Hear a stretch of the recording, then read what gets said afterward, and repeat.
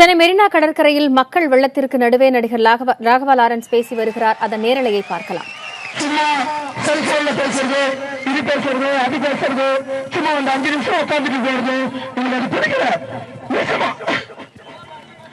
நிஜமா பப்ளிசிட்டிக்காக யாரும் எதுவும் பண்ணாதீங்க.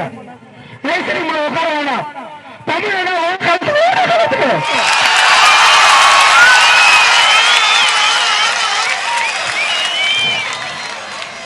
திருட்டுத்தனமாலாம் பேச வேணாம். நான் ஸ்ட்ரைட்டாவே சொல்றேன். ஒரு ரிச்சா ஓட்டுறவனாலும் சரி, ஒரு பிஎம் இருந்தாலும் சிஎம் இருந்தாலும், ஒரு நடிகனா இருந்தா கூட சொல்றேன், வா களத்துக்கு. ஆனா நடிகர்களோட ஒவ்வொரு இடத்துல அவங்களால முடிஞ்ச உதவி செஞ்சுட்டு இருக்காங்க. எல்லாருக்கும் நன்றி. எல்லாம் பார்த்து எனக்கு இந்த இடத்துல ஒரு சேர் போட்டு கொடுத்தது தம்பிங்களா. நான் வந்து ஒரு நாளுக்கு அப்புறம் வந்தேன். ஃபர்ஸ்ட் வந்துருக்கேன். அது இப்போ வரைக்கும் மனசு குத்திக்கிட்டே இருக்குங்க.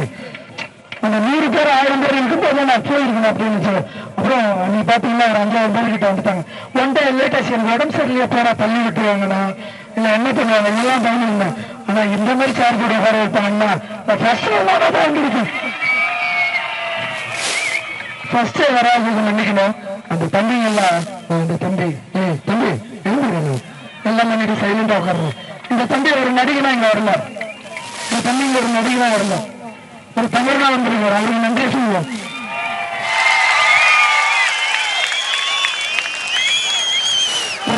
ஆரம்பிச்சாங்க அமைதியா இருக்கா. எல்லாம் சைலண்டா உட்காந்து சாப்பாடு அண்ணே இன்னைக்கு 3000 பேர் பத்தாதுண்ணே, 5000 பேர் வைங்கண்ணே அண்ணே. இப்ப வந்து டீ வேணுண்ணே அண்ணே. இப்ப அண்ணா சின்ன சின்ன செல்லுக்கு பணம் இல்லைண்ணே. துடிச்சிட்டு இருக்காங்க பணம்டாங்க.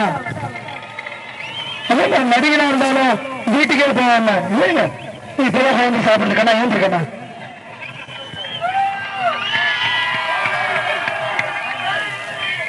ஆரி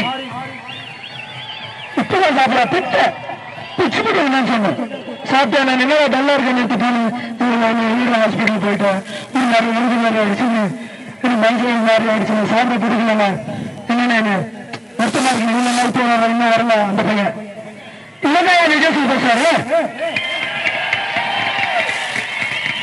ஒரு திருநங்கை பண்ண ஒரு திருநங்கை இன்னொரு பொண்ணு ஒல்லியா இருக்கும்.